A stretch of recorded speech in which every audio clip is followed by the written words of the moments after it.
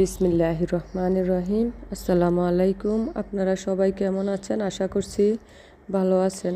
আর এদিকে আমিও আল্লাহর অশেষ রহমতে এবং কি আপনাদের দোয়ার বরকতে সুস্থ আছি, ভালো আছি, আলহামদুলিল্লাহ। আজকে আমি আপনাদের সাথে মেট্রোনিডাজল মেডিসিন নিয়ে আলোচনা করব।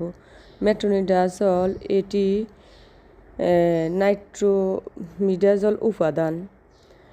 ট্রাইকোমোনাস ভ্যাজাইনাটিস, এনজাইবা, হিস্টোলাইটিকা, জিয়ারডিয়া, ল্যাম্বলিয়া অবায়ুজীবী ব্যাকটেরিয়ার বিরুদ্ধে অত্যন্ত কার্যকর।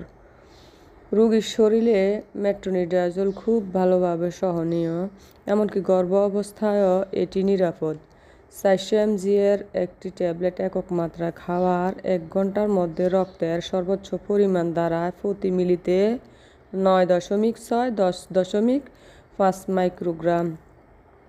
মেট্রোনিডাজলের ব্যবহার: সকল প্রকার amoebiasis, giardiasis, trichomoniasis, acute ulcerative gingivitis, non specific vaginitis ইত্যাদি রোগে মেট্রোনিডাজল অত্যন্ত কার্যকরী মেডিসিন। একিউট এবং দীর্ঘস্থায়ী যকৃত অস্ত্রের এমিবিও আমশয় 400 থেকে 800 mg দিনে 3বার 5 থেকে 10 দিনের ডোজ দেওয়া যেতে পারে। 25 পাউন্ডের কম ওজনের শিশুদের জন্য চিকিৎসকের পরামর্শ অনুযায়ী আনুপাতিক হারে কম মাত্রা দিতে হবে।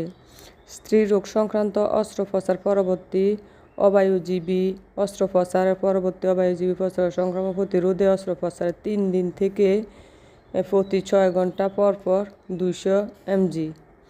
পার্শ্ব প্রতিক্রিয়া: রোগীর শরীরে ভালোভাবে সহনীয় এবং ব্যবহারের কোনো সতর্কবার্তা নেই বললেই চলে, তবে কখনো কখনো বমি বমি ভাব হতে পারে।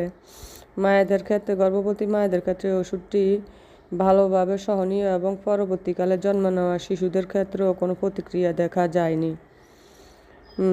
সতর্কতা: মেট্রোনিডাজল অতি সংবেদনশীল রোগীদের ক্ষেত্রে ব্যবহার করা নিষিদ্ধ। আজকের মতো এখানেই আমার ভিডিওটি শেষ করলাম। আমার এই ভিডিওটা ভালো লাগলে লাইক দিবেন, শেয়ার করবেন, কমেন্ট করবেন এবং কি সাবস্ক্রাইব করবেন। ওকে, আল্লাহ হাফেজ।